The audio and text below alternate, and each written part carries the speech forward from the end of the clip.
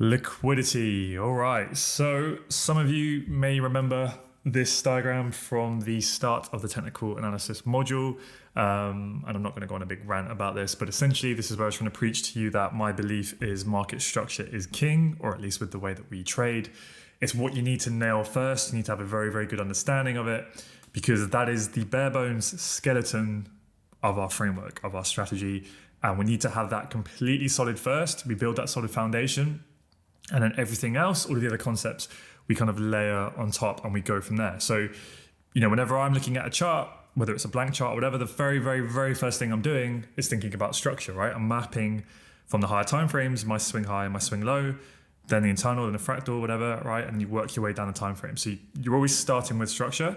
Once you have your structural ranges in place, then what do you do next? Then you add in those supply and demand zones, right? Within the current swing range. And that's what we've added in next, okay?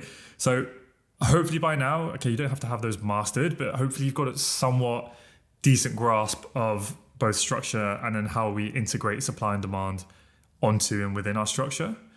And now obviously what we're gonna be looking at, right, is liquidity. So liquidity, it can be a concept that can, again, probably be a little bit overwhelming, particularly when you go into it. You can get a little bit lost in the sauce with this. It can get a bit technical at times. It can be a bit subjective at times, depending on sort of how you view it and how you use it. The theory behind some of it can get a bit wishy-washy. So I'm going to try and do my best to kind of add in layer by layer by layer, and we'll build it up. And then hopefully by the end, my goal is to, because this is what my goal is with my own trading, is to introduce it in a way that is as mechanical as possible, so we know exactly why we're using it and how we're using it, to essentially just improve our edge that bit more. And kind of the main way in which we use liquidity is to help us refine the POIs, so those supply and demand zones we're trading from, and that's pretty much it. So it's knowing, it's just another filter, right? It helps us to know which supply and demand zone to trade from and what to look and wait for with our entry models when price is there. Okay. Once we then nailed all three of those, then we'll start to again really dive deep into those entries and then eventually management. Okay. But this is the order in which we need to have sort of those things, learn. And again, I'll just end it on this.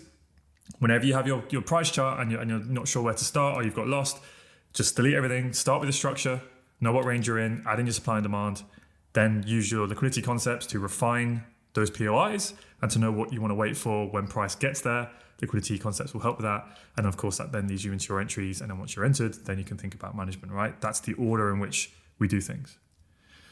So liquidity is essentially, like I said, it's a concept that can get a little bit, unnecessarily overcomplicated. So we're going to try and keep it somewhat simple for our purposes in the market, okay? When we start to talk about what it is, why it is, and how it happens, we're going to keep it somewhat simple to just, have a theory to hold on to, okay?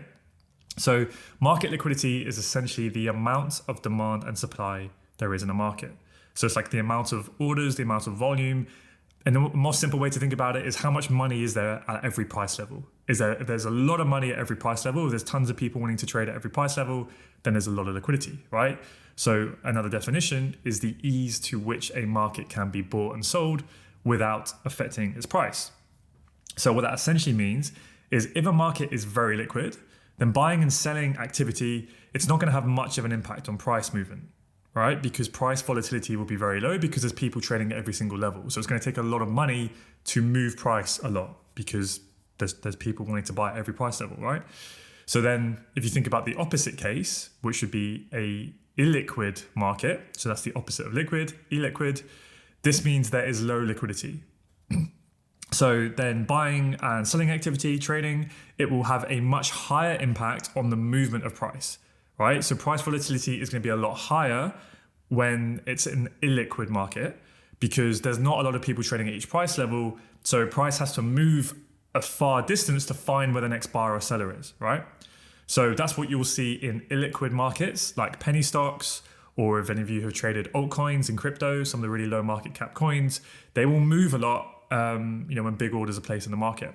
Even the housing market to some degree is pretty illiquid. So the diagram here, this illustrates what liquidity looks like in terms of an order book in the market, okay?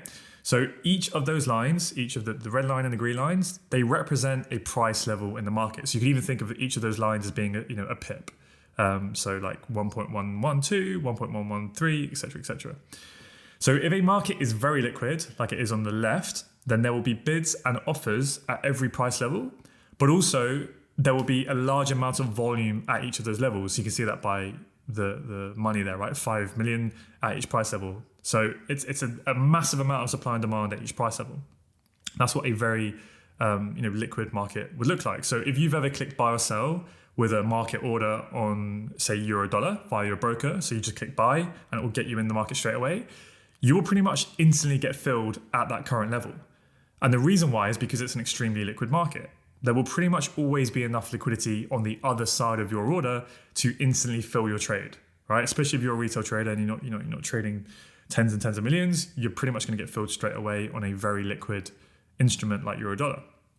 However, with illiquid markets on the right-hand side, there may not be any bids or offers at certain price levels, and or the quantity, so the amount of volume of supply and demand at each of those levels might be a lot lower too. So that diagram on the right, you can see some of those gray dotted lines just to show that there's no volume at that price level. There's no one with an order there. No one wants to sell or buy at those gray dotted lines. And you can see the numbers, so 500,000 is a lot lower than 5 million, right? So there's a lot less supply and demand in that market. So like I was saying, a typical example of an illiquid market would be the housing market, right? So if you put your house up for sale, there's not going to instantly be someone immediately outside your front door ready to buy with your exact asking amount in cash, right? That doesn't happen. Whereas in the FX market or in a liquid market, when you click sell, generally there's going to be an instant buy and you get matched straight away. So in the FX market, if there was a liquid market conditions, this is where you will often see price gapping and moving aggressively to fill the next best available order. So this is kind of a key thing to think about. For every buy order in the market to be filled, there must be, it must be matched with an equivalent sell order, and vice versa. For every sell order in the market to be filled, it must be matched with an equivalent buy order for a trade to occur. So that sentence is super important for you to understand the concept of inducement, which we're going to look at later in this module. So I am going to repeat that sentence. For every buy order, there must be an equivalent sell order for a trade to take place. And for every sell order, there must be an equivalent buy order for a trade to take place. Okay? Because otherwise no trade can take place. If you want to buy at, say, the price was $2 and you want to buy at $2, if no one's selling at $2, then how can you buy it? There's no one to sell to you. So if you're buying and there's no one at $2, then there might be a seller at $2.20, and that's where you're going to have to go up and buy, okay? So if there's no seller, then you can't have a buyer until you both agree on a price, right? Pretty basic stuff, but this will help you to really understand some of the concepts later that some people kind of sometimes struggle to get your head around. So this diagram shows an illiquid market. So remember, each line represents a price level in the market, and at each price level, there is an amount of resting orders, so resting liquidity ready to be filled. So if you were trading this illiquid market and you placed a market buy order of $700,000, right? So you're entering the market at the current market price. And remember, when we buy at the ask price. Okay, so we have to buy at the ask, and that ask is the first red line there. We cross the spread and we have to buy at the ask. But if we are looking to buy $700,000 of whatever instrument this is, but there's only $500,000 at the current ask price level, what do you think is going to happen? Well, if you press buy for 700,000, you would instantly absorb all of the liquidity at that nearest ask price, and price would continue to shoot up another 5 price points until all of your demand had been absorbed by the available supply in the market. Because you're buying $700,000 worth of this asset, but there was only $500,000 worth of volume being sold at that current price.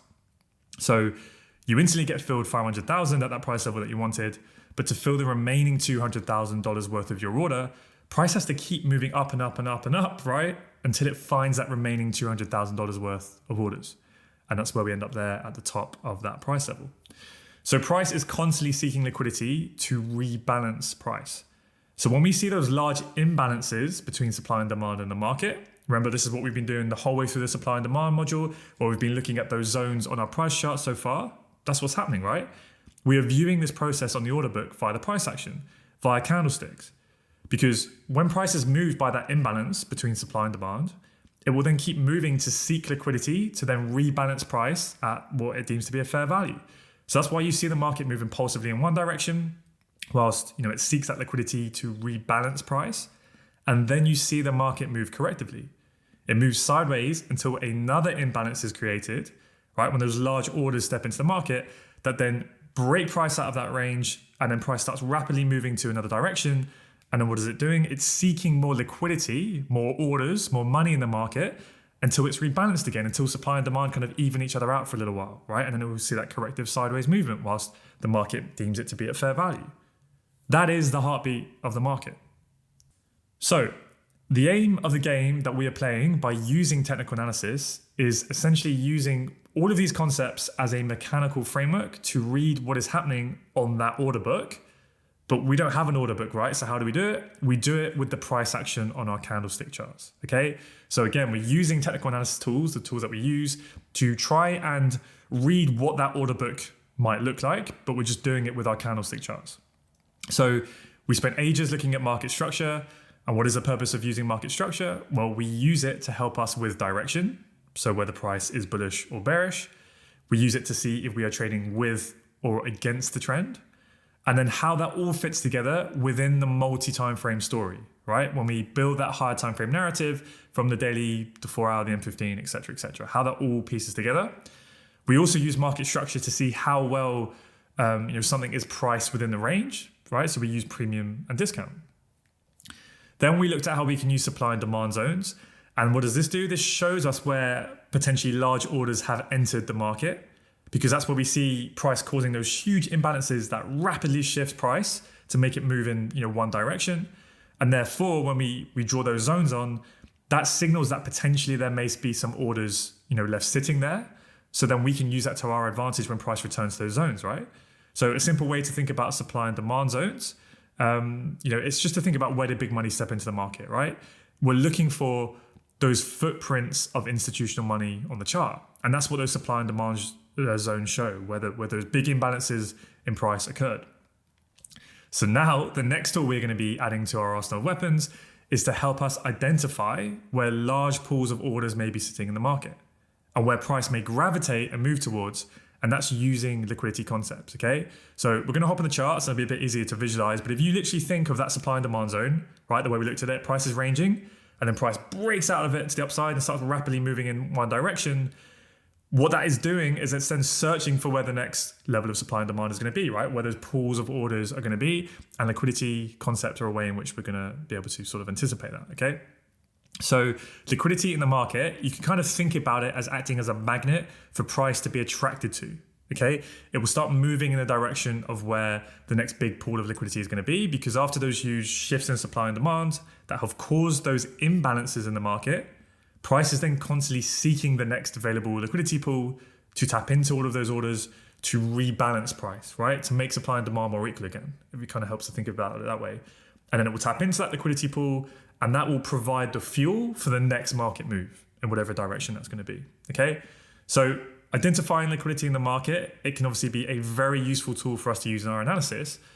But if we're not looking directly at that order book, right, that we just looked at, then how can we spot where there is liquidity lying in the market on our price charts? So that's what we're going to look at next to kind of see, how we can hypothesize where those resting pools are going to be.